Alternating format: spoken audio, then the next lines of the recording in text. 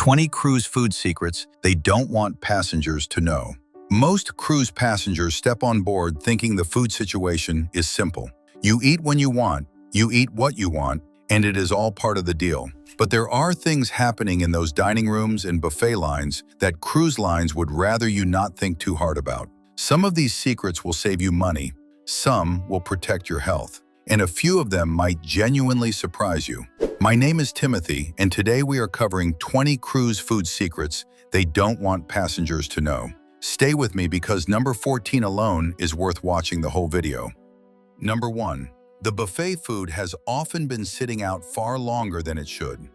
Cruise buffets operate on a rotation system, but in practice, some items get refreshed less often than food safety guidelines recommend. The hot holding equipment keeps food warm, but warm is not the same as safe if the food has been there for 2 or 3 hours. Your safest move is to visit the buffet right when it opens for a meal period. The food will be freshest, the crowds will be lighter, and you'll get a better experience overall. Number 2. The included dining room is almost always better than people realize. Cruise lines have gotten very good at nudging passengers toward paid specialty restaurants. They do this through marketing, ambiance, and the occasional suggestion from crew. But the main dining room uses the same kitchen talent, often the same ingredients, and the same level of preparation. Many experienced cruisers skip the upcharges entirely and eat better for it. Number 3. The free room service menu is shrinking on almost every major line. A few years ago, room service was fully included. Now, most lines charge a delivery fee ranging from $5 to $10 per order, and the free menu is limited to a handful of basic items. If you're planning a lazy breakfast in your cabin, check the current policy before you sail so you're not surprised by extra charges on your onboard account. Number 4. Specialty dining packages are almost never worth the price if you plan poorly. These packages can look like a deal up front, 3 or 4 restaurants for a set price. But if you don't book your reservations as soon as you board, the popular time slots fill up fast. You can end up eating at 9 p.m. or not at all, and that deal starts to feel very different. Book your specialty dining the moment you step on the ship, or book it online before you leave home. Number 5. The soft-serve ice cream machines are one of the dirtiest spots on the ship.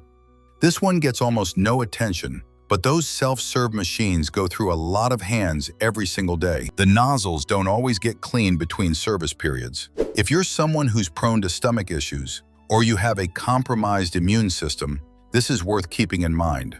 The scooped ice cream from the dining room is a safer choice. Number 6. Cruise ship eggs at the buffet are often not what you think they are. Many lines use a liquid egg product rather than fresh cracked eggs for their scrambled eggs and omelets at the buffet. It is a cost and efficiency decision. If you want real eggs, ask for them made to order at an omelet station, which most ships offer during breakfast hours. The difference in taste is noticeable. Number 7. You can bring wine on board, and most people don't take full advantage of this. Nearly every major cruise line allows each passenger to bring 1 bottle of wine at embarkation at no charge. Some lines allow 2. That is a $10 to $15 bottle of wine that would cost you $40 at the ship's bar. Check your line's specific policy before you sail and bring your allowance. Over a 7-day cruise, that adds up to real savings. Number 8. The premium drink package math rarely works out for light drinkers. Cruise lines price these packages assuming you'll drink enough to break even, and they are very good at that calculation. The break-even point on most major lines is 5 to 8 alcoholic drinks per day. If you don't hit that number consistently, you are subsidizing other passengers. A better approach for moderate drinkers is a soda package, a coffee package, or simply paying per drink. Number 9. Late-night food options are intentionally limited. After the main dining venues close, most ships funnel hungry passengers toward a small selection of late-night bites, often pizza, maybe a sandwich. The options are designed to be convenient, but not extensive. If you're a night owl who likes a real meal after a late port stop, scope out which venues stay open late on your specific ship before you sail. A little research goes a long way here. Number 10. The dining room menu rotates on a schedule, and if you're on a long cruise, you will see repeats. On a 7-night cruise, every night feels fresh, but on a 14 or 21-night sailing, the menu cycles back around. Experienced long cruise passengers know to photograph the menu on night 1 so they know what is coming. It sounds minor until you're looking at the same meal you had 6 nights ago and wishing you had planned ahead. Number 11. Lobster night is a tradition, but it is not what it used to be. Formal night lobster has become almost a running joke among veteran cruisers. The tails are smaller than they were a decade ago, and some lines have quietly moved it off the menu entirely. If lobster is important to you, check current reviews from recent passengers on your specific ship before you book, and never assume it is still the same tradition it was in years past. Number 12. You can ask for double portions in the main dining room, and the answer is almost always yes.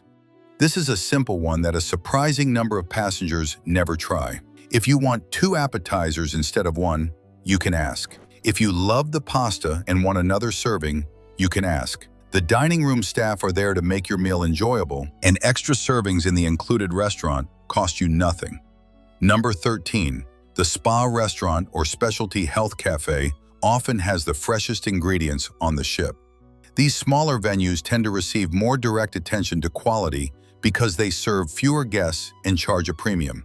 Even if you don't eat there every day, visiting once to compare the quality is eye-opening for many passengers. The produce is noticeably fresher, and the portions are typically more thoughtfully prepared. Number 14. Minibar items in your cabin are priced to shock. A small bag of chips or a candy bar in the in-room minibar can cost $4 to $6. A bottle of water can run $3 or more. These items are placed strategically, and the charges are easy to rack up without realizing it. Ask your cabin steward on day 1 to remove the minibar contents. Most lines will do this, and you'll never have to worry about accidental charges. Number 15. The free dining room closes earlier than most people expect on port days. On sea days, the main dining room often stays open for leisurely lunches. But on port days, the kitchen closes on a tighter schedule to account for reduced staffing. If you come back from a shore excursion later than planned, you may find the dining room already closed. Always check the daily schedule on port days so you're not stuck scrambling for food. Number 16. Cruise ship bread and pastries are baked fresh daily, and most passengers never get the best of it. The breakfast pastry selection at the buffet is fully restocked in the early morning hours, and the freshest batch is typically gone by 8 a.m. If you want the warm croissants and fresh rolls, you need to be an early riser. By 9:30 or 10 a.m., what's left has been sitting for hours. Number 17. Many specialty restaurants offer a lunch service that almost nobody uses. Passengers book dinner at specialty restaurants and pay the full cover charge. But many of those same venues offer a lunch service on sea days at a significantly lower price, sometimes half the dinner rate. If you want the steakhouse or the Italian restaurant experience, go at lunch. You'll get the same food, the same service, and pay a fraction of the cost. Number 18. Drink prices at the pool bar versus the dining room are exactly the same, but the experience is very different. This is less of a cost secret and more of a comfort one. Many passengers don't realize that the same cocktail costs the same whether you're standing at the pool bar or sitting in the main dining room with a waiter. But the dining room environment tends to be quieter and more relaxed. If you want to enjoy a drink without the noise and chaos of the pool deck, the dining room is an option all day long on most ships. Number 19. You can request allergy accommodations, but you have to plan ahead.